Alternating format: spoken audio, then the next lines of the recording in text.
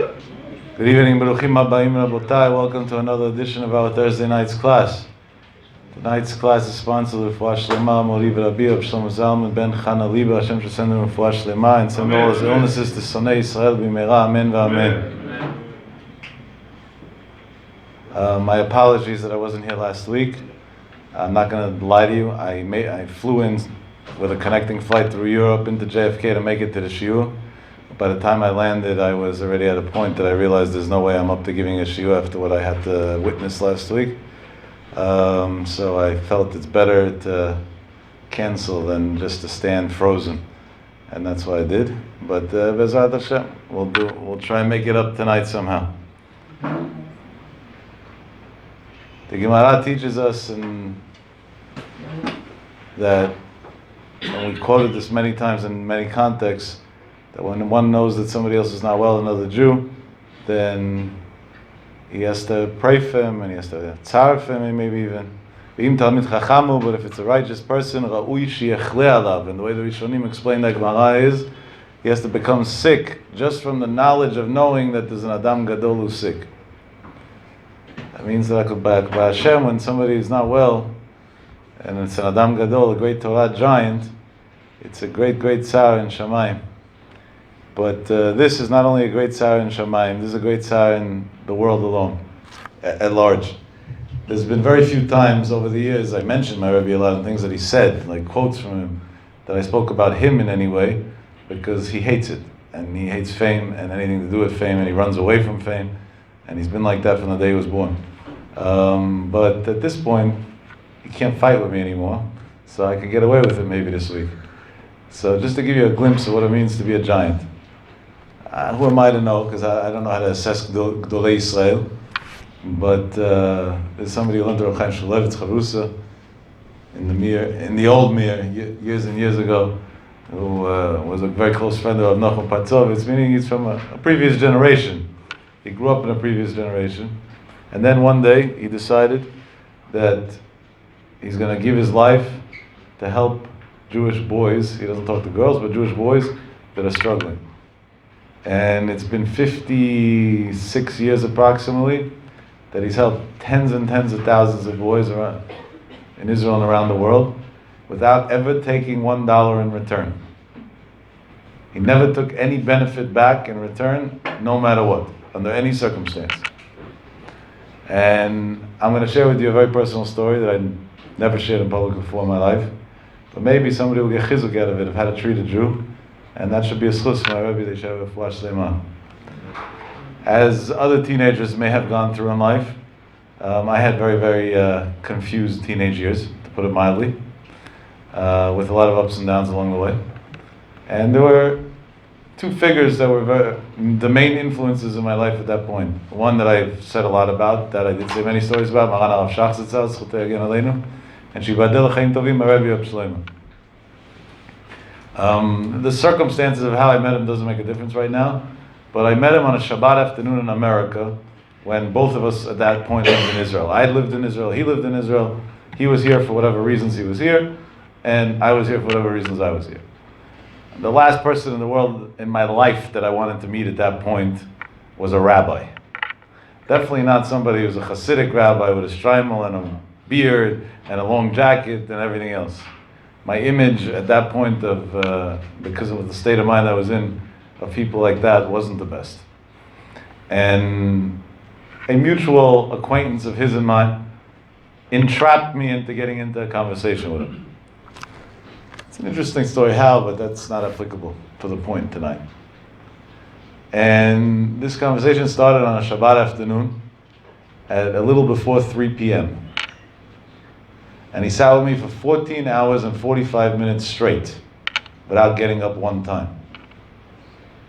Hopefully none of you ever had to go to a therapist, and never will.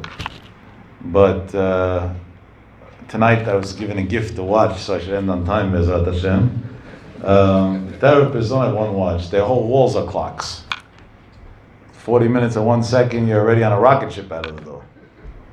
Years ago it was an hour, then it went down to 55 minutes, 50 minutes, now we're down to 40. Soon it's going to be just don't come, just send a check. And honestly, that's probably a more productive system in most cases.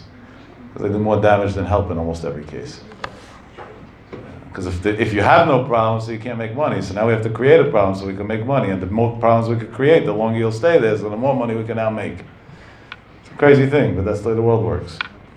And the government, the United States Board of Health has a lot of data on, the success rates and whatever else. I'm not talking about physical therapists and children's therapists and speech pathologists and things like that, which obviously have skills that are very necessary and useful and amazing people.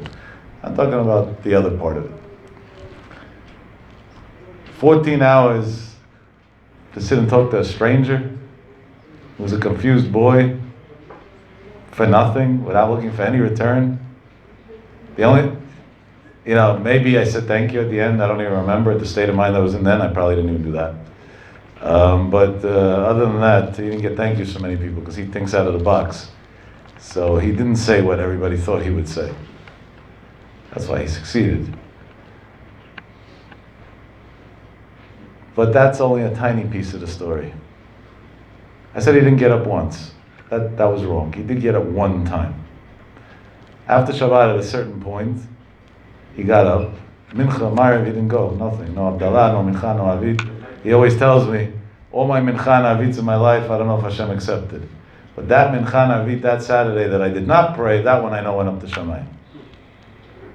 Because Pikuach Nefesh comes before everything. No. And then he got up one time. I didn't know why. He went outside. He made a quick phone call. I was able to overhear him talking a little bit, but I couldn't hear what he was saying. And anyways, none of my business. And he came back in. I later on found out, and I'm skipping some details for convenient reasons for me. I later on found out that phone call was to his wife. To make a long story short, his son was getting married Monday night. And he was supposed to fly Saturday night back to Israel to get there Sunday for his son's wedding Monday. And he called his wife and he told her, I met a boy who was going through a hard time and I'm his only chance. Do you agree that I push off my flight? And she told him, as long as you show up to the hall 20 minutes before the chuppah, it's perfectly fine. And this man missed his flight a day before his son's wedding just because a confused 17-year-old boy or 16-year-old boy needed his help. And risked, this was February, a drop of snow, he wouldn't be by his son's wedding. A flight delay, forget about snow, a flight delay. My best friend was going to Miami on Sunday, he ended up not going. Delay, they dragged him out in the airport 9 hours and then canceled the flight. 9 hours they dragged him out and then canceled the flight. And these are common things in aviation. A delay, the tiniest delay. He would have not been by his son's wedding. A few months later, when I was I went back to Israel also, and I used to spend a lot of time with him. But I asked a short conversation was 7-8 hours. I was like on a short day. If it was only 7-8 hours, that's a short day. So I once asked him, I said, what were you thinking that day? You know what? Imagine you missed your son. This is not a joke. What crossed your mind? What went through your mind? And he told me, I don't understand the question, so I can't answer questions that I don't understand. He said, if you explain me the question, I'll give you an answer. So I told him, okay, so let's try this from scratch. You're a married man. Leah and I have 11 children, they shall live and be well. You're marrying off your son, and you're jeopardizing missing your son's wedding over a 16-year-old stranger that you randomly met that wasn't planned on a Saturday afternoon. Explain me the rationale. You're an extremely rational person behind that. He said, you got it all wrong. By Hashem, every child is his son, and by me, every Jewish child is my son. So what's the difference between one or another? My son could have got married without me. Your life couldn't be saved without me. So if anything, the question is the opposite. If I wouldn't do it, why wouldn't I do it?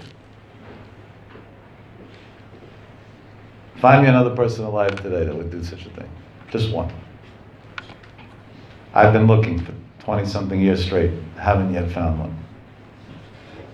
Not even close. And these are the tzaddikim that are suffering. You know, these tens of thousands of boys were helped by him over the years, and nobody knows. Everything's done hiddenly and quietly. But some of the guys here that were with me, like Baomer, went into his, what we call his office. He doesn't even call it an office. He calls it a churva. You know what a churva means in Hebrew? A house of destruction.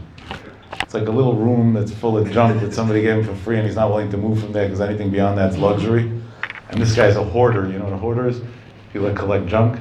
So that room gets smaller and smaller every few months because he hoards more and more stuff inside the room. And some of us, thank God, are comfortable in life and beg him, move to a normal office, we'll pay, don't worry about the money.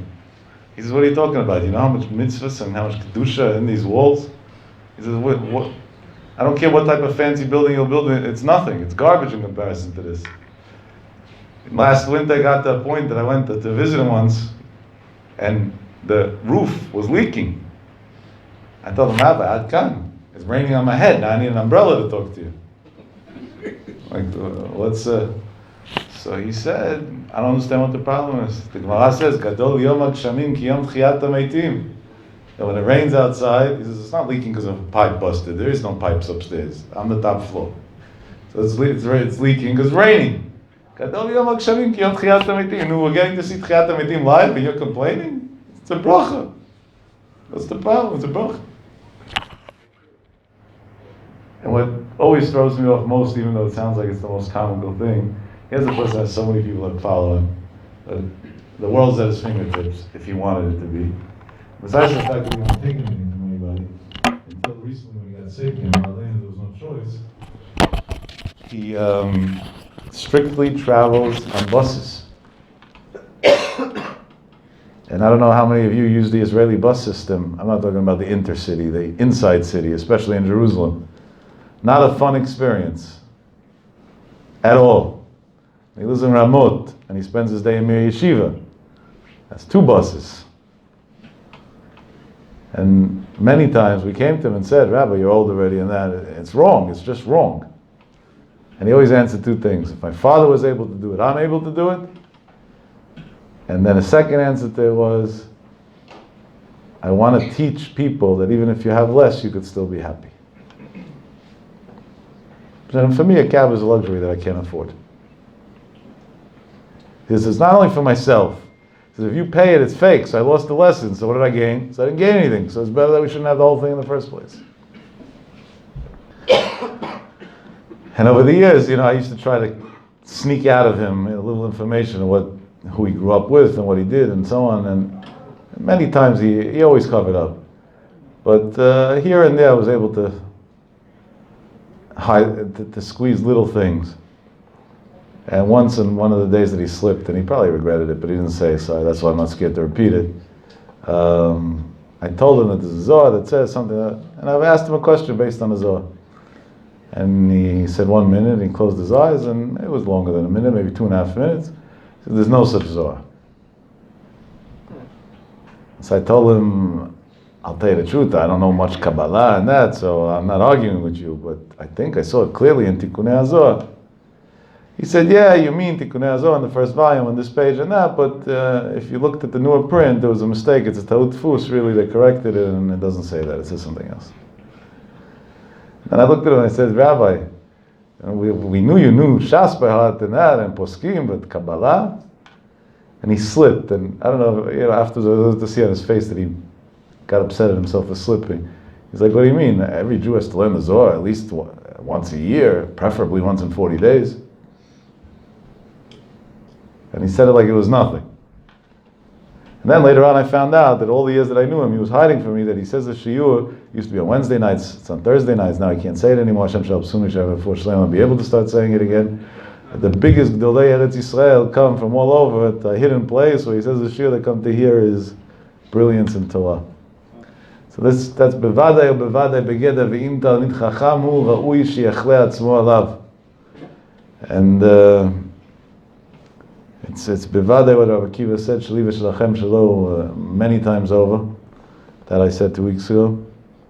And everybody has to really take this one seriously. There's an Adam Gadol that, as Rabbi Yisrael Salanta says, Ish Arabim Tzrichim Lo, Klal Yisrael needs him. Forget about him. Am Yisrael needs him. There's hundreds of boys that need him. His son was giving me lists of numbers of people that call his father that he can't answer. He said, my father can't answer anymore. You're the closest person to my father. So maybe call these people back. So one boy I did call back. When I started talking to him, after like 15 minutes, when I came up and I told him, listen, we'll be in touch tomorrow. He said, what do you mean? Rav Chesed never tells me no, or stops me or cuts me short. And it hurt when he said that, because it's true. He never stops, no matter what. It doesn't make a difference if he didn't sleep in days, didn't eat in days. There's no nothing. When I go to see him, he used to. Now he can't eat la'aleinu. Hashem should help. He should be able to eat quickly again, healthy. But when I used to go see him, I used to always bring with me food. I would stop first, buy borekas and whatever he liked drinking and that, and bring it with me, because I knew that might be the first food he's eating in days. Because unless somebody brought food and put it in front of him from a hechsher that he trusts, he's helping people. There's no time to eat. It's an amazing thing. So once I asked him an interesting question. I said, Rebbe, let's say you don't have to play humble with me. You're a Talmid Chacham. If your whole life goes to helping people, how can you also be a Talmid Chacham? It normally doesn't work like that. How does it work? And then he told me, you're underestimating a person's mind. If you want your mind to be in two places 100% at the same time, it could be. So I told him that in psychology, for sure, that's wrong. And the Havdil Elf Afev Dalot, based on a few Chazalim that I quoted him, it also seems like it's wrong.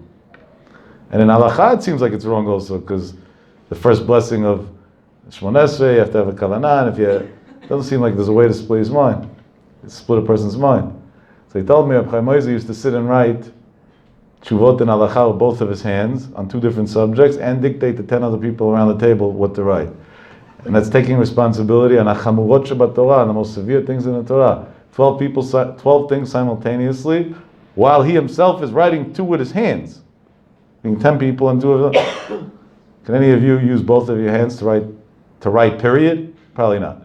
But even if you'll get away with writing 1, 2, 3 and sloppy in one of your hands, can you write two different things at the same time? Just you? Forget about dictating to other people what to do at the same time? They said, so obviously you could do it. That was his answer. Unbelievable thing. Unbelievable thing. So I was thinking to myself on my way in, if a Shlomo would be healthy and here tonight, what would he talk about? Because that's what I want to say. What would he say? If he was here now, what would he say? And I reprocessed in my mind years and years of things that I heard from him. And what was the common theme between everything that he always said? So tonight I want to give you a couple of lessons that I think I might be dead wrong, but that I think he would have said if he was here tonight. And it should be a schus for him that he should be able to be here. Normally Shvat, this is the time of year that he comes to America. And so it's a double pain that he's not here right now. And on top of everything else, he's sitting Shiva this week as well. His sister passed away 2 days ago. Hashem should help. No. Tzaddikim, they take the suffering of the generation. When I saw him the first day when I landed to Israel last week, when I walked in, I almost fainted. Thank God his son was with me and he realized, whatever, he sat me down. The wife right away brought some sugar, some food, to physically get me back into a normal situation. And he picked up on it in a second. There's no way to hide anything from him. And he told me, Yaakov, you have two things wrong. Number one, what's wrong with taking away a little suffering from Klal Yisrael? What's wrong with taking away a little suffering from Am Yisrael? And he said, number two, the only way I can get healthy is not by doctors. Doctors are messengers, whatever, you have to go to doctors. The only way I could ever get healthy is by simcha. Because simcha makes people healthy. There's a very famous word from the Baal Shem Tov HaKadosh, ki b'simcha teitzeil. If you want to get out of a problem in life, you have to be b'simcha. He says, so now is not a time to be sad, now is the time to be happy. And then he told me, he was very descriptive on everything he's going through. And he said, you should know, in the past 9 weeks, with all the Gehenim that he was through, it's too hard for me to even repeat, only on Sonei Yisrael, there was never 1 second that I felt sad. I'm the happiest person in the world. And he doesn't say things easily. And when he says it, you see it. We get a traffic ticket and we're depressed for 4 days. We get a stupid, I don't know what, a fender bender, a screw in the car is not 100, the tire's a little low because it's cold outside. Oof, I have to go out in the cold and this and that, and we're already have complaints on the whole world. Simcha. So that I heard clearly. But I'm going to tell you what I think he would have said tonight, because I think it was Nagea, this thing. There was a situation a few years ago that they gave me a very, very tempting offer to go be a rabbi in a shul, and I'm not going to give names or places because I don't feel it's fair to the rabbi there now, who I love and adore dearly. And it was the dream position to have. The dream position. Easy work, easy crowd, small crowd, wealthy crowd. As perfect as could be. You could run. I could have continued my life as usual with all the chesed and everything, and just taken, and had a side gig, which would also be a respectable income. I had a reason that I didn't want to take it, because I don't believe in accepting money for teaching Torah. So that was my reason to say no. But I never do anything without my Rebbe. I said, I'm going to go to Reb Shlomo, I'm going to ask him what he thinks, and whatever he thinks is what I'm going to do. So I went to him and I said, Rebbe, what do you think? So he said, what are you thinking? He always asks us first, what are we thinking? Because he wants us to think on our own. So I told him, what I'm thinking is that it's a tempting offer, it's the dream job, but I don't take money for Judaism, so it's against my principles. So I'm not sure, I'm torn. So he told me, if that's the problem, you can do it, it's okay. He said, I have a different problem. So I said, okay, what's your problem? And I was expecting him to say, you're too young, learn for another 10 years. That's really what I expected, because he always encourages us to learn more and whatever. And he took out a chumash, and it was this week's parasha, and he said, let's learn Rashi together. Okay? Torah teaches us in this week's parasha, Per Chavbet Pasuk Chaf Aleph, Kol almana v'yatom lo te'anun. Be careful, the Torah really gives you a warning, it's like a threat almost. Make sure that a widow or an orphan, don't mess with them, don't cause them pain. Rashi says a big chidush. This everybody knows, right? Nobody's going to go hurt a widow's feelings. You got to be crazy to do that. Crazy. Hashem promises that He's going to take vengeance right away, and it's scary stuff. It's not even a question at all. Abdon Segal Slit, Hashem should give him a long life, who doesn't see women no matter what, and with all his kedusha and prishut and everything. If it's a widow and his wife tells him that the widow is like sad or upset that he's not willing to give her a blessing, he says pikuach nefesh, so let her in. There's no choice. That's the only time he'll break the rule. Pikuach nefesh, it's dangerous. There's no choice. You have to break the rule. No. Rashi says a huge chidush. Hu adin, the same exact thing. B'chol adam. The pasuk is not only talking about an almanani yatom. The pasuk is talking about each and every person of Am Yisrael. Shedibera katuv bahoveh, because the pasuk says, "Kol almanav yatom lo te'anun," meaning in present. Why? Why did the pasuk teach? Then, if it's everybody, so it should just say, "Don't hurt anybody." Period. Why did the pasuk say, "Kol almanav yatom lo te'anun"? Lefi shehem tishushei koach, because they are weaker people. Right? A lady lost her husband, we should never know. She's in a bad state of mind, she's a weaker person. Somebody's going through a hard time in life, is in a bad state of mind. An orphan for sure is in a bad state of mind. They're weaker people. And people tend to bug those that are weaker than them, to cause problems to those that are weaker than them. What is Rashi saying? Rashi is saying over here a chidush that's mind-boggling. He's saying when the Torah warns us on how careful we have to be with the feelings of somebody else, and how dangerous it is to hurt somebody else's feelings, the same danger of an almanani atom exists on everybody. If you hurt another Jew's feelings, you're playing with fire. You got to stay away from it. And Rav Shlomo looks at me and tells me, what does it say? Lefi shehem tshushay koach, because they're weaker. He says, what? Weaker doesn't only mean weaker emotionally. Weaker means sometimes if you have a talent that somebody else doesn't have a talent, or the same talent as you, so you're weaker than him. He's stronger than you, or you're stronger than him. I mean, he says, if you take that job, you're the only one that applied. No, there's another rabbi that applied. There's more than one, but there's another one that is between you and him. And I know him, and I know you. And Hashem gifted you. That was a very, very nice compliment to get from him. I don't know if he meant it literally; he just wanted me to feel good. That you have more speaking talents than him. So him towards you is a tashush koach. He's weaker. And you're going to take advantage of somebody else's weakness and hurt his feelings that he feels that you got the job and he didn't? That's pikuach nefesh. Stay away.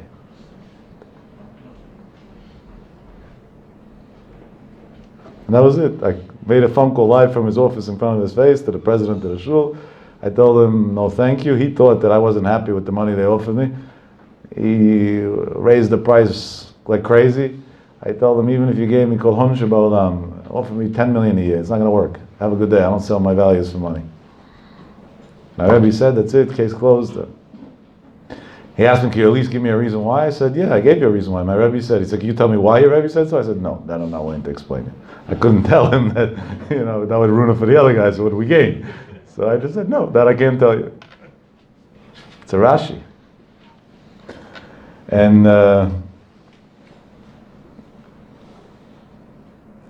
making somebody else suffer has two parts to it. One part is a proactive part. If somebody calls somebody a name or does something not nice to somebody or cheats somebody, there's another part that's not a proactive part. That's if you know somebody else is going through a hard time and you have the ability with 3 minutes effort to put a smile on their face by calling them and saying I care, and you don't do that, you made them suffer for no reason. The next 3 days they were alone and depressed. You could have avoided that by one phone call. That's another form of causing suffering to a person. And it doesn't take time. It takes 2 words. I care. That's it. That's all it takes. I got a big musa from a close friend this week. He wrote to me on text message, which I prefer because it's very hard to answer phone calls. How you doing? And I wrote back to him, it doesn't make a difference because you have enough on your plate right now. He's going through his own hard times. So you don't have to hear my problems too. And he didn't respond, purposely probably, knowing him. The next day he responded, you just missed the whole point of what brothers are there for. He's not my biological brother, but meaning what friends are there for. So who cares what I'm going through? What does one have to do with the other? I learned from him a big musa. Sometimes we wake up in a bad mood or in this and that, and we have no patience to nobody, and we don't want to help anybody that day. Hashem doesn't care what your mental state is today. You have an opportunity to help another Jew, help another Jew. I think it's true by all humans, by the way, but definitely. You have an opportunity to help somebody else. Help somebody else, why not? So I think that's what Rav Shlomo would have said, because that's the way he lives. And Hashem should give him a long life. He should be able to do that forever and ever, because Klal Yisrael needs him. I also want to address something else that for sure he would have addressed if he would have been here, because he has addressed this to me in other ways and other occasions. Recently I've been doing this a lot. I've been responding to texts that I get about when people ask me to talk about Mashiach. Somebody sent me a text in the middle of last week of a link to Yeshiva World of something where Rab Chaim Kanievsky told an American boy that wanted to make Israeli citizenship to be able to vote April 9th in the elections there for a religious party, which is an important thing to do. The Chazon Ish said it's a mitzvah, could be even a mitzvah d'oraita. And should he make a citizenship or not? And Rab Chaim told him, no need. And he said, why not? He said, because Mashiach's coming before then. So there won't be an elections. Somebody sent me a link and said, is this literal? So I wrote back to him, yes and no. So he said, that was a nice way out. I need to know. I have to understand. So I told him, I'm not Rab Chaim. I'm not a spokesman either. If I one day have the merit to know 1,000,000% of the Torah that Rab Chaim knows, I'll be in good shape. I can't speak for him. So he said, I don't want you to tell me what you think Rab Chaim said. I want you to tell me what you think. I said, Dad, I don't want to tell you either. I'll just tell you one fact that my Rebbe always tells me in situations like this. There was a situation a few years before that Rab Chaim said that Mashiach was coming before Pesach Sheni. It was between Pesach and Pesach Sheni, and Rab Chaim said.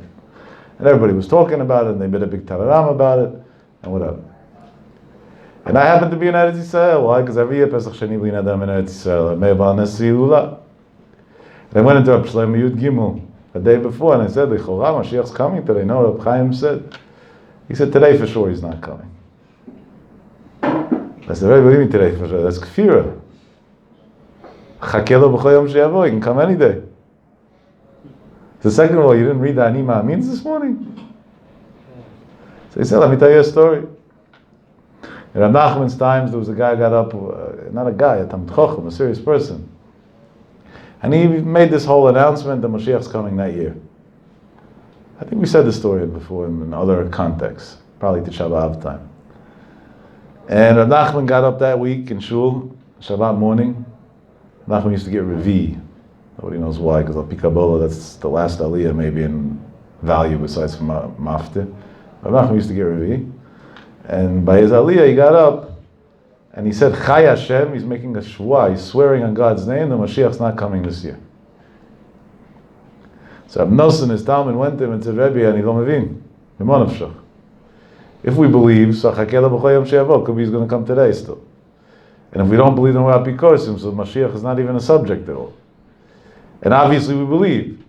So how can you make a shvua on Hashem's name against what Hashem says? So he said like this. He said, hopefully Mashiach will come this year. He said, but let's weigh out risk against benefit.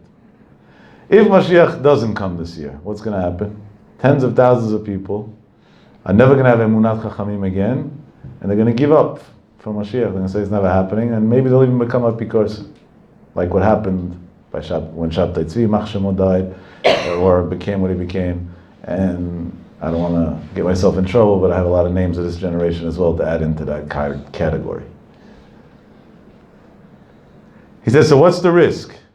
The risk is the other way around. The Mashiach will come this year. And I went and said that he won't come, so I came out wrong. So he said, there's two things I want to make a point, answer that. Number one, the Gemara is full of questions that the Gemara doesn't have answers for. Ibayot tekol, and the Gemara answers, what does the Gemara say at the end? Teiku. Teiku is Rashi Tevot, Tishbi, that means Eliyahu Navi, Yitaretz will answer Kushiyot, the questions, V'ibayot. So Eliyahu Navi will answer why Rav Nachman made a shvua that he's not coming when he came anyway. Then Rav Nachman said a deeper thing. He said, when do people have questions? Did you ever hear a guy asking, why is it that my life is so great? No. Did you ever hear somebody ask, why is it that my life is so miserable? Yeah, I hear it all day. People ask me that question maybe 40 times a day, on a bad day.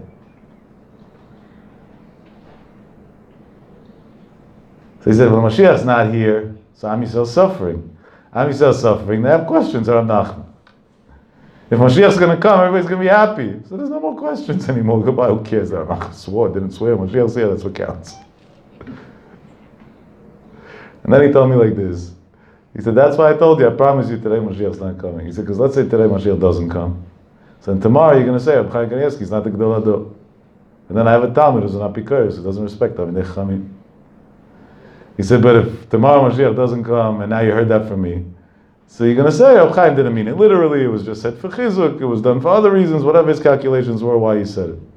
And you'll continue believing in Gdolei Yisrael. He said, and if he does come today, so use Rav Nachman's answers. No, your Rebbe made a mistake. Big deal. I'd be glad to make a mistake on such a subject, he said. So I told him, that's the best response I can give, and that's my response on that. Of course, we hope and pray Mashiach's going to come way before the stupid elections in Israel. And if we look in the Ma'amarei Chazal and the signs of what's going on in the world and everything and the craziness, it wouldn't even come as a shock. The only problem would be, the Gemara says, Ein ben David ba'ela be'esech hadad. Ben David comes when you don't think about it, like not ready for it. And if anything, all the signs are clear, so Klal Yisrael is ready for it. Okay, that I don't know if he's going to answer also. But beyond that, it wouldn't be surprising. But if God forbid, he doesn't come before then, therefore what? Chaim said what he said to a certain boy for a certain situation in order to give him chizuk for whatever he needed to hear. And from that, to go and already make a whole thing. Honestly, it's disappointing to me that Jewish websites even posted the story, because they don't think ahead of what damage posting such a story can cause. It's a very, very frightening thing. I have an acquaintance who today, La'aleinu, is in a very bad situation in life, spiritually, physically, mentally, you name it, everything. And his downfall happened a bunch of years ago, because he was one of these people that misunderstood a lot of things that went on in Chabad at the time. And he sincerely believed that the Rebbe was Mashiach, which was Kfir also. And when the Rebbe died, he threw away Judaism. That was his last time he put on tefillin in his life. Because if he was Mashiach, and Mashiach doesn't die, right? So the Christians believe, yeah, he died. But we're Jewish, we're not Christian. And that's it. His whole emunah went. Everything out the window. That's why these games are talking about Mashiach and dates and stories and this is so dangerous. So dangerous. And even if it is spoken about the Giv Chizuk, it has to be done with thousands of disclaimers in advance that nobody's putting an exact date or time or putting an era. The Chavetz Chaim already wrote over 100 years ago that an era can mean hundreds of years, up to 500 years he wrote. An era doesn't mean a week, a month. It's not, if they know how to take things in perspective. So that was my little response to him, because that's what my Rebbe would have said on that subject as well. No. We called tonight's class 5 for 5. That'll be the ending. It's based on a story. Unbelievable. Some stories are too good to be true. This is one of them. Well, before you get that story, if I spent a couple of days in Israel, then I had to come back with some stories at least, right? So I went as a shliach mitzvah to respect my Rebbe and take care of him, and I should have the zchus to go back many, many times for happier reasons. But as long as he needs the care to go back to take care of him as well. Because really all of you should be doing this every week. Because Shaliv Shalachem Shalau, you owe him the same respect that I do. There's no difference over here. Now it happens to be that maybe you don't know what to do medically and whatever, and I do, so by default, I'll probably be the one on the plane. But it's not, I have no chiyuv more than you. He's the same Talmid Chacham to you than he is to me. We all have an equal obligation to make sure this man's okay. But it's very hard for him to talk because of his feeding tubes, whatever, I don't want to get descriptive. It's hard for people to hear these things. So at a certain point, he tells me, Yaakov, for today, I can't, that's it. Visitors is just, whatever, I need to be left alone. I later on found out that need to be left alone was because he took upon himself to learn a certain amount every day with his situation. He didn't want to miss the learning.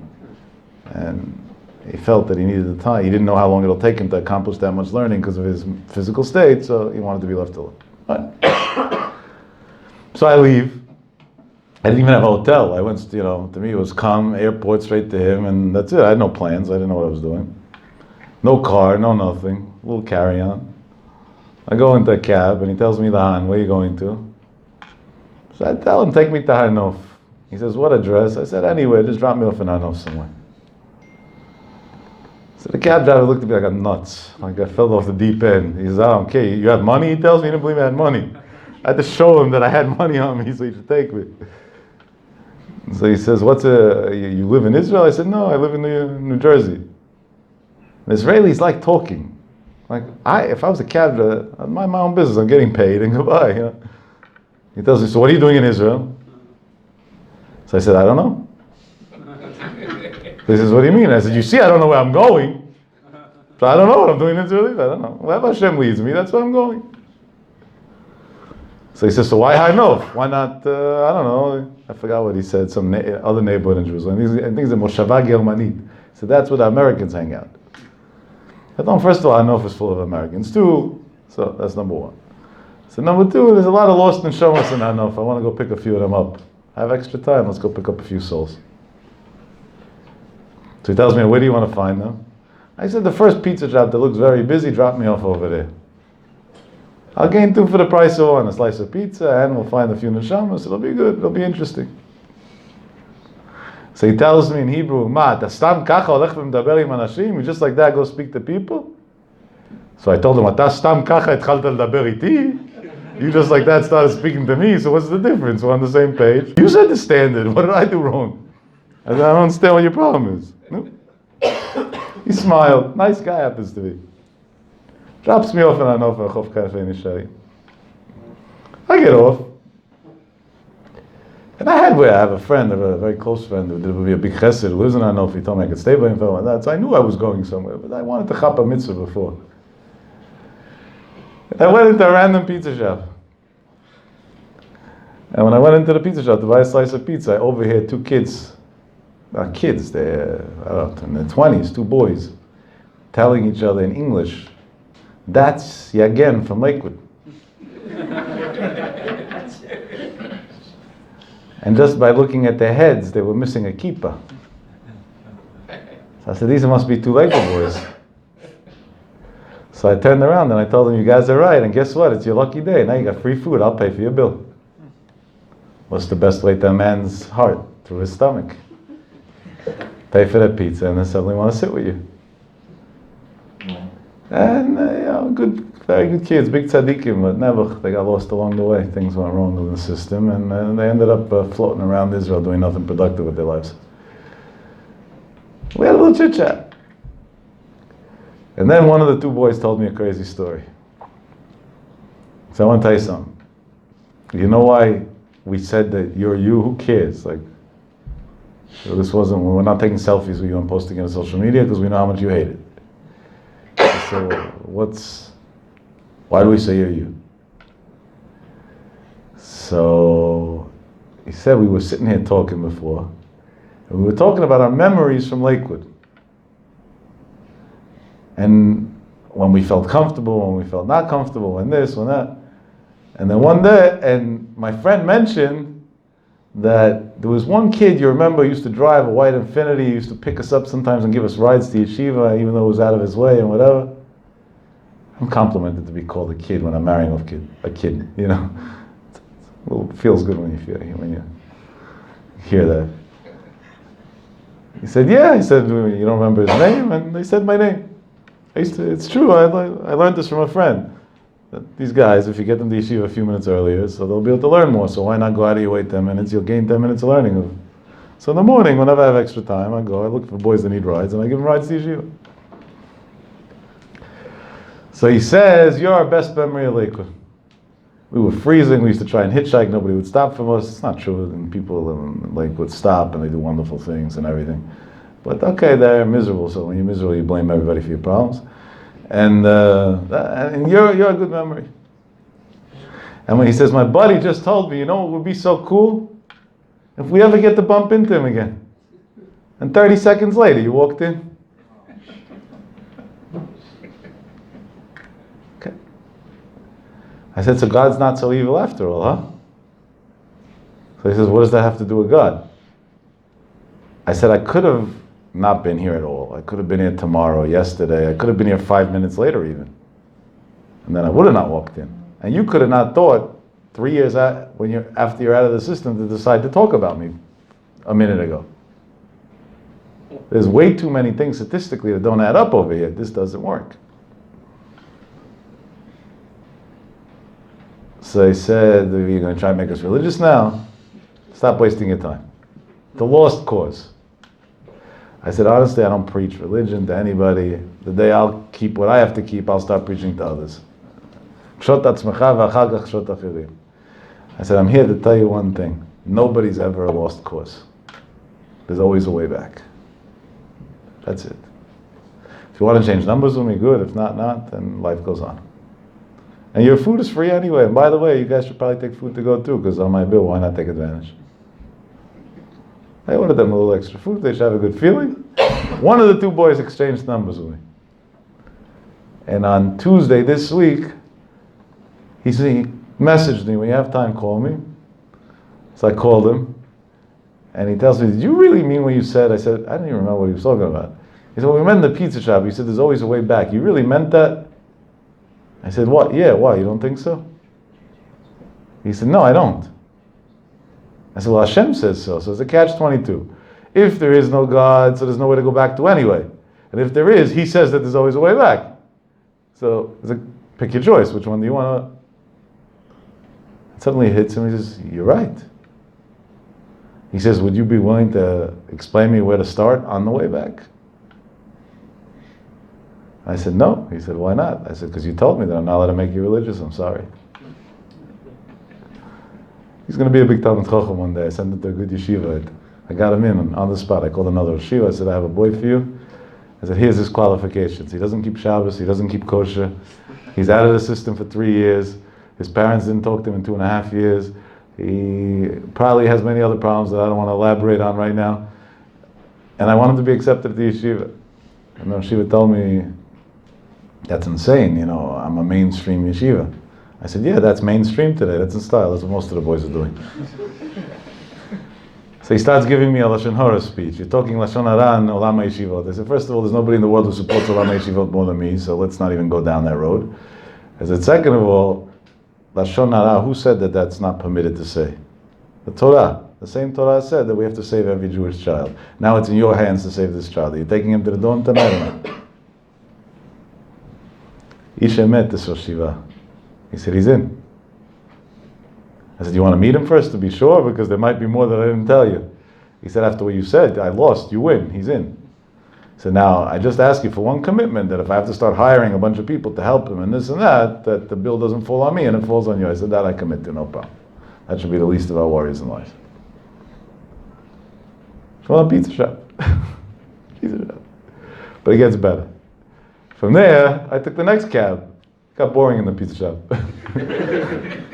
I ate my slice of pizza. I did my job. It's time to go. So I went to my friend, Rabbi Moshe. I'm sure he's going to watch this in a few hours. In Anov, who did a big chesed with me, he let me stay in his house. So that's in a way that you can't understand. You know, not only did I get a nice room and everything, but an ashray on the kitchen table and everything. You know, feel at home, do whatever you want. Unbelievable, unbelievable. To a whole new level. There's a lot to learn from him. A lot to learn from him. And I say to myself, okay, now what? We still have a few hours left of the night. We got to look for more neshamas. Unfortunately, I'm not saying this bad about Hanof Chas Shalom. It's everywhere in the world, any Jewish community in the world. All you got to do is stand outside on the street for 1 minute and there's somebody.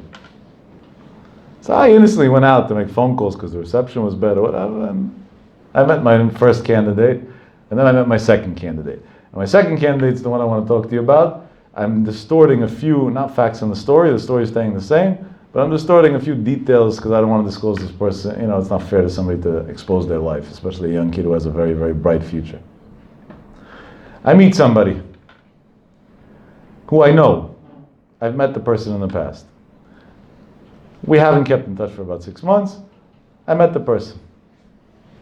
No, that's not a big miracle of any sort. The person lives right there in the area. It was a no-brainer to meet them. We started a conversation. Conversation lasted a couple hours. Very deep conversation about life and that. Different things. Part of the conversation was, what's emunah? Now, I avoided talking about religion at any cost because that's the most counterproductive thing to do most of the time with people that are in pain. But emunah is part of the pain, so that has to be sometimes discussed a little bit. And I said, to me, emunah is not blind faith, because today you believe in God, and tomorrow you'll believe in this, and the next day you'll believe in that. There's no end to what you'll believe in, right? It's going to be a joke. And that's why the pasuk says, Da'et Elokim v'ovdeo. Emunah means that you get to know God. And if you look for God, you'll see Him. That was like more or less the ending of the conversation that night. The next day, the person says they want round 2 at the conversation. So I had a lot of other things going on as well. I went to look for a lot of neshamos that day. But, and I found way too many. But I decided, and it's not because of me. Don't think I'm talented. It has nothing to do with that. It's the grass is always greener on the other side. So the Israelis find an American guy cool. So an American guy they'll talk to much quicker than anybody else. And we do the opposite, right? A rabbi came from Israel. That's what we always get these texts. So he came from Israel. Congratulations. He bought an El Al ticket for $400. Like, what's the big deal? But that's the way it is. The grass is always greener on the other side. It's always somewhere else. My friends were all on vacation this week. One in Miami, one in Cancun, one in this, each one somewhere else. I also took 1 day vacation this week, or a quarter of a day vacation this week. In my dining room. That was my vacation.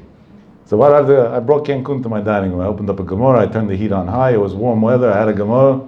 Gan Eden. And you want to know the best part? I didn't even get a bill at the end. Couldn't be better. Maybe the gas company at the end of the month will send me a bill. The electric, yeah. But other than that, it was everybody has their version of it. But why do we go running around the world? Because the grass is always greener on the other side. By the way, the Rambam, if you're going to somewhere that's nice, naturally nice, says that it's a mitzvah and it'll give you chizuk and emunah and that, so I'm not downplaying it, God forbid, it's a great thing. But a very good thing. And especially if there's water and that, so according to the Gemara, it brings you Yiras Shamayim, not if you go to the beach, but if you see the water from your room, it brings you Yiras Shamayim. and a lot of other things. So I didn't come to knock that. Nobody's going to get a misunderstanding. But fine. I said, listen, my time in Israel, I don't know how long it'll be, because at that point I had no idea if I'm staying for 2 days or for 2 weeks or for 2 months, because if my Rebbe would have told me stay here until I feel better, that's it, I would have done that. And my wife knew that when I left. I left on a one-way ticket. I didn't buy a round-trip ticket. I bought a one-way ticket. I said, but I would like to go to the Kotel. I have a cheshik to go to the Kotel. If you want, come to the Kotel with me. The cab ride from Arnov to the Kotel is for sure about 20 minutes or so, maybe even more with traffic. The way back is also a good 20 minutes or so, maybe more in traffic. So we'll be able to start the conversation. So an hour of conversation, 40 minutes to an hour of conversation, we'll already get rolling. It's like this, it doesn't have to go till 3, 4 in the morning. We can hopefully end a little earlier. Person agrees. And then I told him clearly, if you think the reason why I'm telling this to you is because I want you to come to the Kotel, or I want you to pray, or I want you to this, and I'm trying to find a trick to do it, then don't come, I don't need your favors, and I won't go myself either, because you're more important than the Kotel. But if you understand that it has nothing to do with that, and it's just being accommodating to my logistic schedule, then let's go. Person agrees that we go to the Kotel. We go to the Kotel. There's somebody who can testify to this story. He normally comes to the Shia. Tonight he's not here, my friend Reuven. I walk into the Kotel, and the first person I see is my friend Reuven, standing in the thing.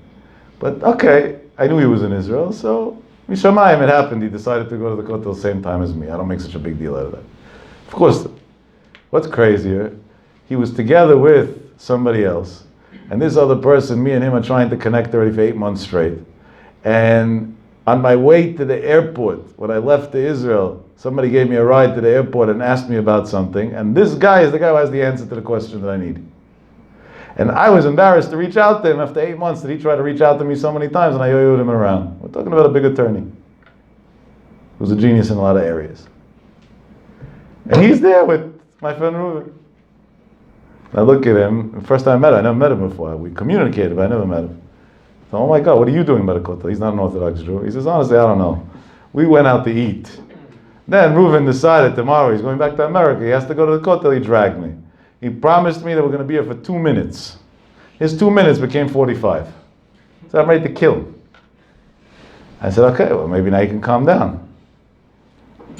You met me, it might be worth it. So we spoke important things. Now, I promised this person that I'm only going to the Kotel for 10 minutes. I said, I'm going to pray Avi, would say one perek, then we're going to leave. That was my commitment.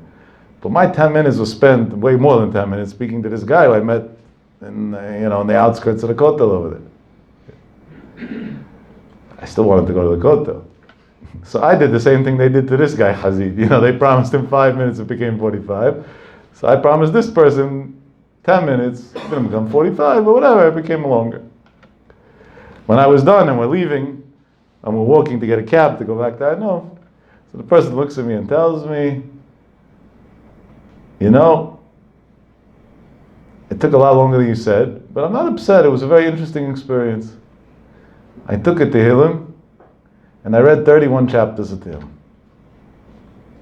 I said, you read 31 chapters of Tehillim? What's wrong with you? Are you feeling okay? Is everything all right? And said it with such pride and with such... read 31 chapters of Tehillim. At the time, it didn't even register to me much. I didn't make much out of it. And I complimented them in a simple way. I didn't want them to think that I have a Jewish agenda or something. And I moved on. We come back from the cab and the Kotel, we talk, whatever it is, fine. Conversation's over. The next night, the same person tells me, can you steal a little time to discuss something else? There's already 3 nights in a row, but of course, how do I think? What would Reb Shlomo say? Sure. Even if he was, he would have left his son's wedding to help somebody. So I said, come over right now. So you might have to wait a few minutes, I'm sorry, whatever, things are going on, but just come over right now. Person comes over. And they asked me a question. And they asked me a question, if I had a very hard life because of different things, and We don't have the time to go through the things, even though they should all be discussed one day, so it doesn't happen to anybody else. And I have a lot of pain and anger in me.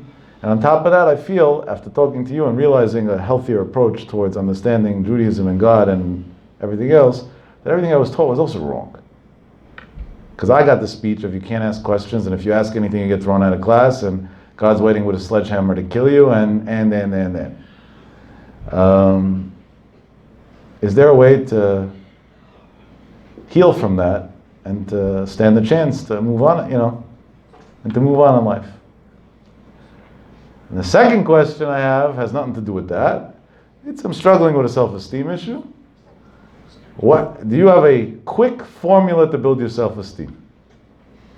Now, honestly, by default, that's a word game, that question, because self-esteem is years of building. It's not, as you grow, you build your... But okay, today everybody wants everything instant, right? Fast food, fast this, fast that, quick this, quick check, quick, everything's quick. Anything that's called quick works today. So I said I have an answer to both things. But I don't like answering off my cuff, so let's analyze and do things slowly and figure it out together. As I'm saying these words, one of this gentleman's, Moshe, that I stayed by his house, one of his kids, his daughter, I think it's his oldest daughter, comes out of a room holding a sefer. I didn't see what the sefer was, nobody saw it. She was going to put it in the shelf. Just to be me, said that you have a sefer, you put it in the shelf without showing me what it is. Maybe it's interesting, I want to see it. Give me the sefer.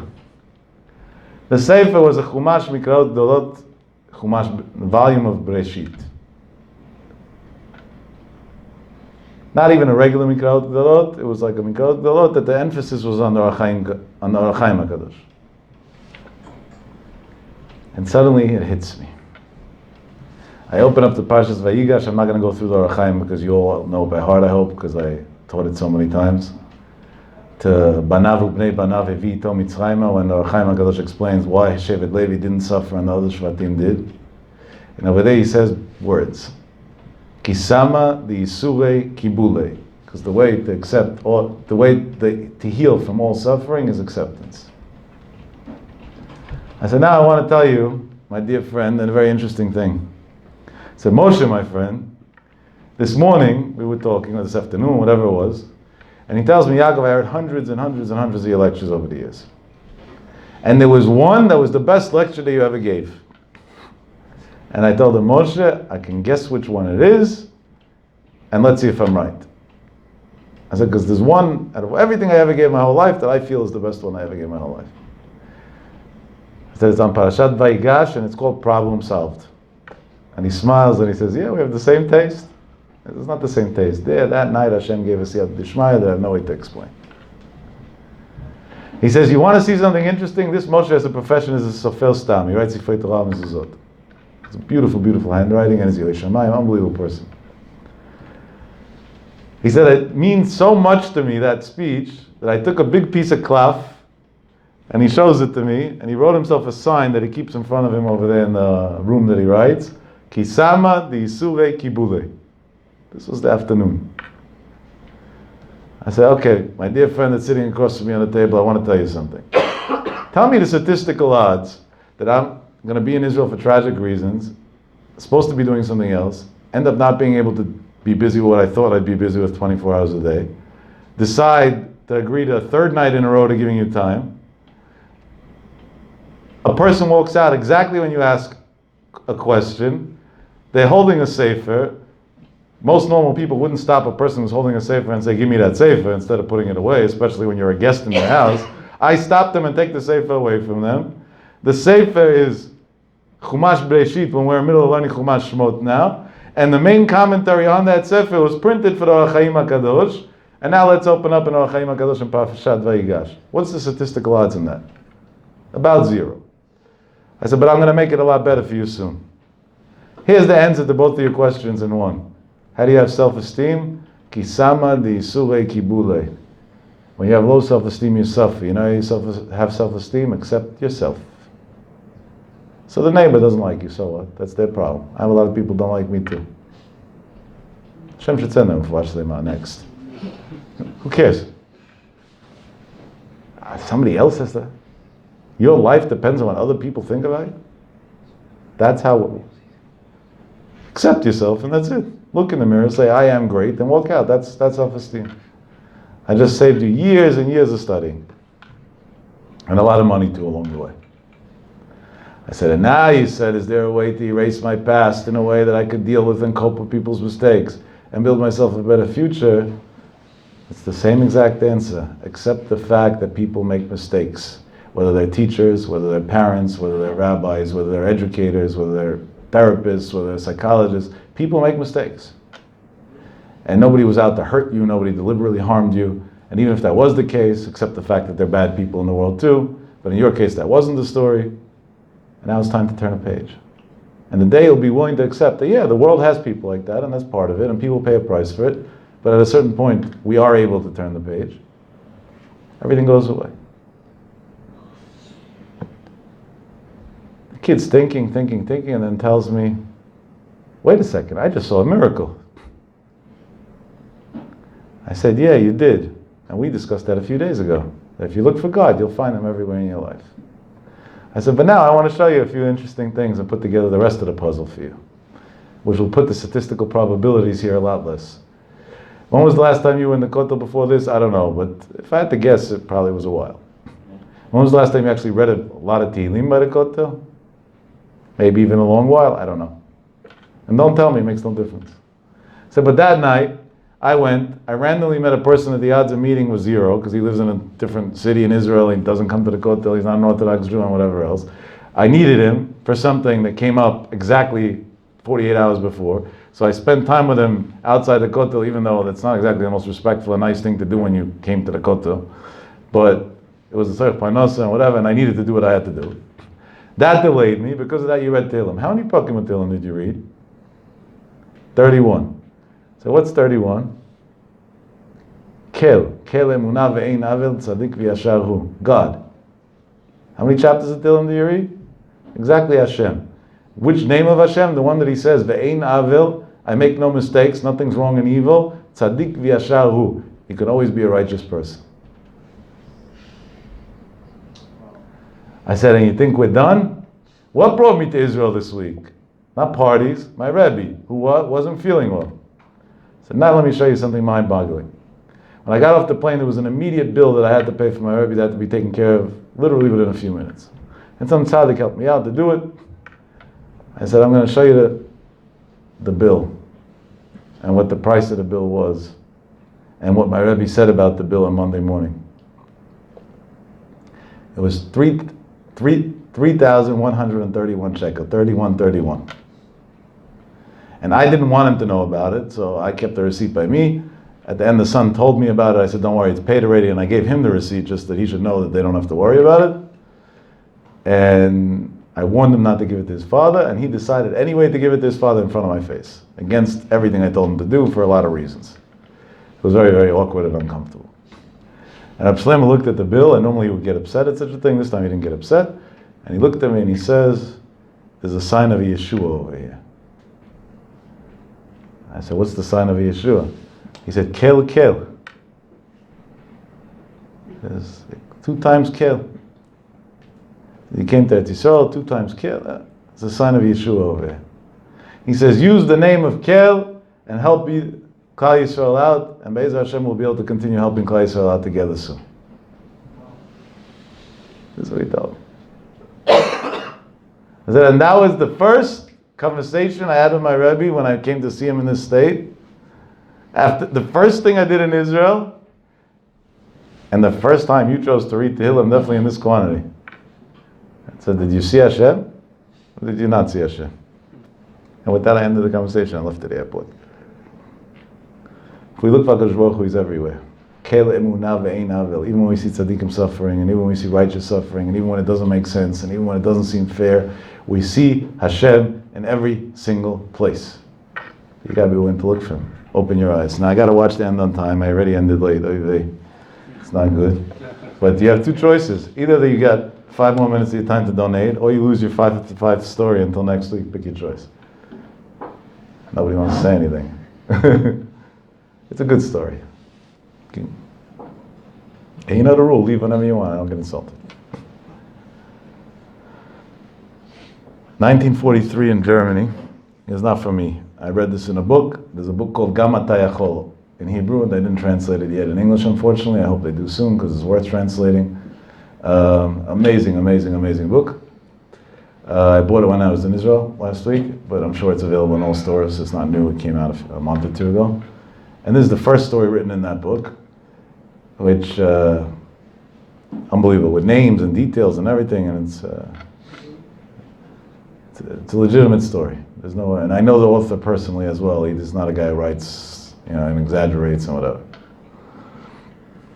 1943, Germany in the slave camps. There's a SS officer who catches a group of girls doing what technically at that time would have been considered the greatest crime you can do. Ora Amalekim. They wanted to Ashed Kalcha Baderach. They wanted to destroy Judaism. The Nazis, that was their whole goal, to uproot Judaism from Am Yisrael. For the Amalekim, to see a Jew keeping Torah and mitzvot, for them that was the worst thing. Their whole goal was, besides for killing us physically, to kill us spiritually as well. So when Jews were caught keeping Judaism in the camps, that was a big sin, that was a big no-no. And that was an instant death sentence. They were caught, this group of girls. What were they caught doing? Lighting a Hanukkah candles. Like Hanukkah candles in the camps? That's an instant death sentence. The Nazis didn't only kill, they wanted to scare others not to do the same thing. So they would kill in public in a way that it should put fear into other people's minds. They take these girls, they line them up, there's a group of armed people that are going to shoot them, and they're just waiting to hear the word fire, and that's the end of their life. They die al Kiddush Hashem, they go to Gan Eden. Instead of doing the regular routine, and that was the regular routine, they line them up, they have the guys waiting, ready to shoot and everything. And the head officer that's supposed to give the order of fire decides that he wants to start giving speeches. And his speech is, I'm warning you Jews, you see what's about to happen to your friends now? If I catch anybody else ever doing anything Jewish again, blah, blah, blah, it's going to be this and worse.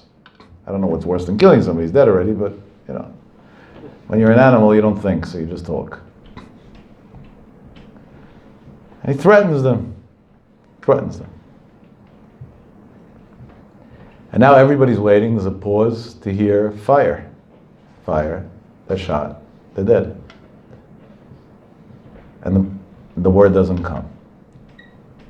And now listen to an amazing story that years later was put together, which finally made us understand what happened that day. In 2010, right here in New York, a family, we know who they are. I don't know if they want their name publicized or not. Had, after 10 years of not having children, through different treatments that they tried, many failed, but at the end, one treatment worked. And sometimes when people have infertility issues and they end up having children through treatments, they have multiple children at once. It's very common, right? I'm sure everybody knows, well, hopefully you don't know, but it's very, very common. But twins, triplets, extremely common. This family got a little more than they bargained for. 5 children. Quintuplets.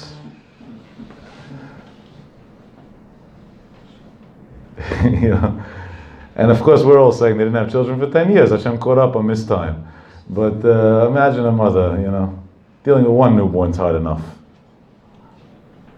5? 5? I can't even envision it. It's so far, 5? It's a choir in the house, 24/7, unfortunately, of crying. There's no life, there's no nothing. No. When the mother was pregnant, the doctors told her that 3 are going to survive and 2 there's no way that they're going to survive. And they went to Rav to know what to do, and the Rav gave him a bracha, all 5 are going to survive. She should keep the pregnancies the way it is and not do anything. And as usual, the Rav was right and the doctor was wrong, and she had 5 healthy babies. Doesn't surprise me at all. I've witnessed many, many, many, many stories like that over the years. They were born a little small, a little more than a little, to the point that the joke was then in their family that they can hold the babies in the palm of their hands, literally, like they fit in their palm, kind of. But okay, a few months in the hospital, whatever, and this and that. Today, Baruch Hashem, the medical world's advanced in pediatrics, and they came home. Shvat mutzlachat. The mother later on said over, when they came home, it was the happiest day of her life and the worst day of her life combined. It was the happiest day of her life. She's coming home with 5 healthy babies against all odds after not having children for 10 years. But it was the worst day of her life because as long as they were in the hospital, the nurses were dealing with them. Now she has to deal with them. And then she realized what she got herself into. And she says, trust me, it wasn't fun. 30 minutes into it, she wanted to quit already. It was like, it's not doable. So the government does give you some hours of nurses that come and whatever, aides they're called, they're not even nurses. But sometimes these aides need aides themselves. So not sometimes, most of the time. I don't know if any of you have the home health care businesses, but I'm sure you know what quality labor there is out there. And yeah, the kids, it wasn't a good situation. The father has no life, the mother has no life, in a good way. Not complaining, but 24 hours a day, taking care, doing this, that, children. Everything goes around the children. The mother can't work, father can't work, because their whole life is revolving around taking care of their 5 children. What happens, lo aleinu, we should never know. It become a charity case. And very quickly their financial situation went downhill, and now you have 5 babies also. That's a huge expense on its own. Just imagine what it costs diapers for 5 babies. Just think of that alone. Forget about everything else. Formula for 5 babies, Just think what those costs are. And babies that were born as preemies, so they need special formula. Just imagine. So the expenses skyrocketed, and there's no income because they're both not working normally. And even when the father tries to go to his job and whatever, he's tired because the whole night he was up because his wife was, they need both of them to be up around the clock to be able to take care of them with the aides and with everything. Kids is not such a healthy situation. So they call a Jewish organization, a wonderful Jewish organization, that helps out families that are in need like this with people. And this organization comes through. I know, I've dealt with them. And they send them, girls that do high school girls that have chesed hours, that come after school for a few hours a day, and some elderly women that are already married off all their children, have nothing to do with themselves, so instead of going to malls, they could do a little chesed, it won't kill them. And this and that, Am Yisrael is a holy nation. They like helping each other. But with all of that, it's still not a drop in the bucket. Finally, they conclude that the only real solution is that they have to hire, high quality help, full time, and we're not talking about one person, at least 2 or 3 people. They don't have money for food at this point. Forget about for high quality help. They don't have anything. Thank you, Tzaddik. So what do we do with it? It's a tzara. How are you supposed to help? The father, out of desperation, not knowing what to do, went and did an embarrassing but heroic act and put a little ad in a local Jewish paper, not newspaper, like one of these advertising things that circulates. In the back they have the classifieds. He put in the classifieds, we're a family who had just had 5 children after many years. We're extremely blessed, but struggling greatly and are in desperate need for help. And he left the phone number. He had no idea when he put it in if anybody's going to call, and even if what are they going to exactly offer him? He already tried the regular chesed system of people coming to the house and that it doesn't work. But when you have no choice, you do what you have to do. No, one day they get a phone call. And it was like a day later after this thing came out, the publication came out. A lady's on the other end of the line, doesn't say a name, and says, what's the problem? Are the kids sick? No, they're healthy. So what do you need help with?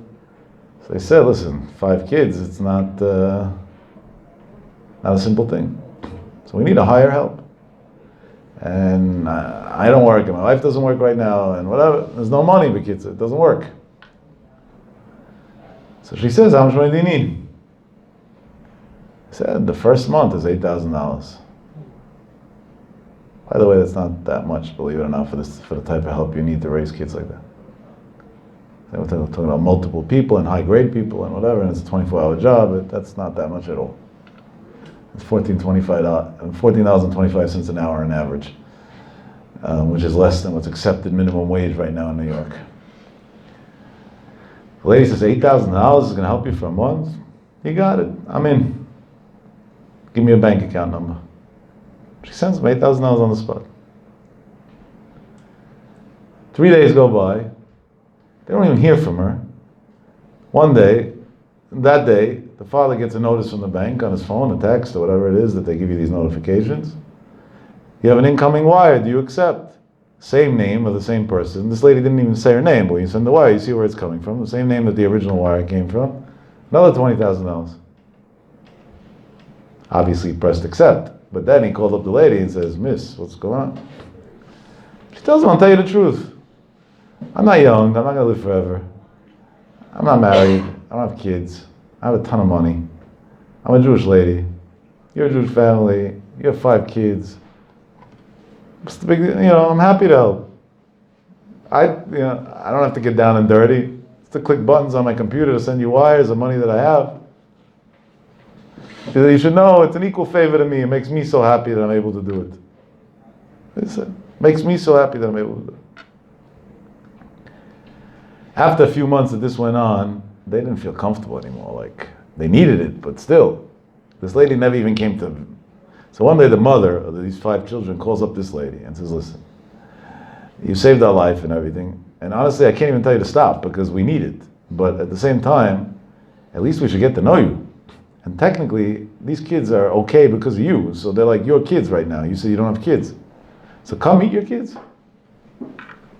Come to our house, come visit. First she was hesitant, then she said, Tuesday morning, 10 o'clock in the morning, I'm coming. They prepared a whole, yontiv, a breakfast for her and everything to respect the lady that's saying all this, that's doing all this chesed with them. And 10 o'clock comes and she doesn't show up. Now it's getting suspicious already. Okay, time goes by and the husband, the wife keep on looking out of the window. Maybe she's running late, traffic, right? It's New York after all. People come late all the time. 10:30, she suddenly shows up. She walks in, they say, no, brucha ba'a, welcome, and this and that. The whole thing.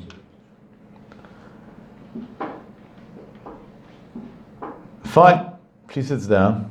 And she's scanning the room, and they're trying to show her the kids. These are the daughters, and can you imagine how much money she has to give afterwards for shidduchim later on? Good luck to her. They show you. They show her there's this kid's this name, this kid's that name. In the book it says all the names of the kids and all the details. I'm skipping this because of time constraints.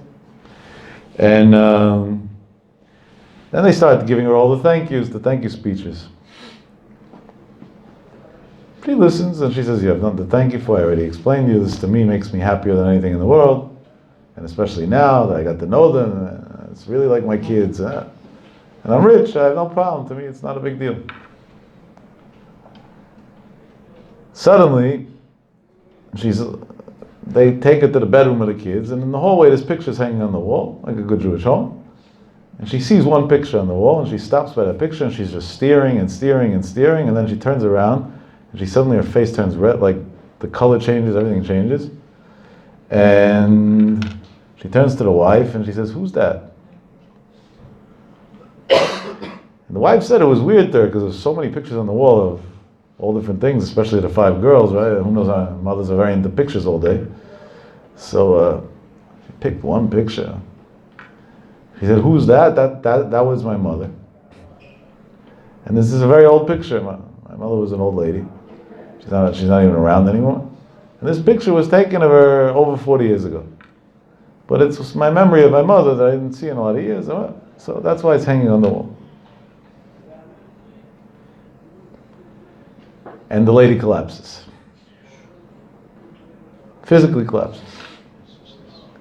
Okay, they help her up, they this, they that, they do what they gotta do. And they tell her, are you okay? Huh? And she says, yeah. I have a question, but is that lady's name Razel Teichnish? Is that your maiden name? Was that your mother? She says, yeah, how do you know? He says, now I want to tell you a story. He says, that lady I think about every single day of my life when I wake up in the morning and before I go to sleep, and I bless her for being alive today. And here's the story. She says it was 1943. We were in the concentration camps, and five girls found. So the job that we had in the camp was the Germans used to steal the Jews' belongings, and then they would tell the younger kids amongst the Jews to sort out the belongings, and some they would sell, some they would melt, some they would throw out, depending on the value of each item. He said, and we were working in that division. So because of that, we knew the Hebrew dates, because we were able to sneak through one of the belongings into our barrack, a Hebrew calendar. One day, we're going through stuff, and we knew it was Hanukkah that day, and Hashem made a nes, and one of the things that we found, and the things that we were sorting out, was a small Hanukkah menorah with a candle, with the leftovers of a candle. And we knew it was Hanukkah, and we said, we're Jewish girls, who cares about the Nazis now? They're going to kill us anyway at one point. We got to light Hanukkah candles. So we were 5 friends. We were all in the range of 13 years old. Now do the math. 1943, 13. This story happened in 2010. How old she had to be? No. So we go. We take the candle. We light it. It's a very emotional moment. It's a very special moment in our life. It's whatever it is. And we pray to God that we should make it out alive. But it didn't work as planned. One of the Nazis caught us. And instead of us singing Ma'oz Tzu Yeshuati, we were brought out to the wall where they used to shoot Jews. And we knew it was a matter of seconds that we were dying. We already said Vidu in Shema Yisrael, and we knew we were going to go see Hashem. But our consolation was, at least we died doing a heroic thing, lighting Hanukkah candles, dying on Kiddush Hashem. Suddenly, the guy who's supposed to scream fire decides to give a speech. And that gives us more time. So we talk to the Ben Shalom, we tell him sorry for our Averas, 13-year-olds, what sins did they have, the Kedoshei Leon, they were in such situations. And suddenly, out of nowhere, a young girl named Maisel Teichnish walks right up in front of the SS general that's speaking and shrieks on the top of her lungs, "Stop!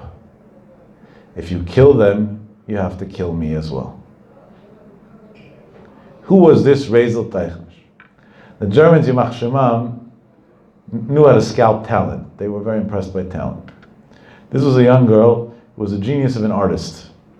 So they had no interest in killing her because they wanted her to draw for them because they would enjoy her art. So she wasn't in the suffering group. She was considered, she had privileges. She would get normal meals, she had a normal barrack, she was taken care of.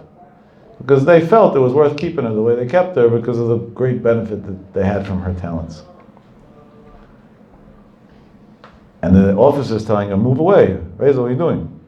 He says, "It's not going to help you. In order to get the bullet to them, it has to go through me.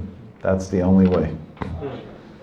And she stood there and wouldn't move. They tried pushing her, they tried dragging her, nothing helped. She stood like a rock. It was impossible to move her. And at a certain point, the head officer over there whispers to another guy in German, "We can't lose Reza. There's no way about it." Tells the guys, "Forget about it, we're not killing the girls, go back to the barracks. This was just a warning." He says, "Me and 4 of my friends survived World War II because of your mother. She saved our lives." 5 girls for 5 girls. 1943 to 2010, HaKadosh Baruch Hu gave back this lady 5 girls that she adopted in the merit of a mother that years before saved 5 Jewish children. I think we can end here. That's a grand slam, right? But it gets better. Now the mother of the girls is about to faint. From the story, and then he says, "Ma'am, I want to tell you the other part of the story." He says, "What other part?" He says, "In 2008, the doctors gave up hope on us, even on the treatments. There was no hope. And we were at a fork in the road. Should we try anyway and pay all this money, even though they're saying it's not going to work, or should we quit?" And really the decision was kind of to quit. And one night I was sleeping and my mother came to me in a dream, and this is what she told me. Rivkale, that was her name, the mother of these 5 babies. Don't worry, soon you're going to have good news. Be calm. You're going to get 5 for 5. She said, when the doctors told me 2 of my babies are going to die, I thought 5 for 5 meant that my mother in a dream came to me and told me, don't abort 2 out of the 5 because they'll all be okay, which happened and they're all okay. Little did I know that my mother told me I did a good deed and saved 5 Jewish girls. Midaki neged minda, later on, I'm going to give you back 5 Jewish children. All of us had grandparents and great-grandparents, so tzaddikim, and maybe that's the only reason why we're here in this world today and alive and healthy to say the story. But we see Eina Kadosh Baruch Hu mekapeach afilu sachar sicha na'a, even one act of doing one good deed for a person. And the story meant so much to me at the timing that I read it, because I said to myself, Rebbeinu Shalom, I know it's not nice to negotiate with you, but Rav Nachman says you're allowed to talk to Hashem like that, and you're allowed to say what you think. Rav Shlomo Zalman ben Chanaliba, he saved not 5 Jewish girls, tens of thousands of Jewish boys. And some of us give our lives to save people until today, so the outcome of that is unlimited thousands. And in that schus, Hashem should do not 5 for 5. It should be Shem Havaya should show clearly the Shem HaRachamim, and we should see Mamish Nisim v'Niflaot b'kol ha'bchinot b'ruchaniut v'gashmiut. HaKadosh Baruch Hu should say enough to the Torah of Am Yisrael, and from here on we should see the Geulah Shlema. Amen ve'amen.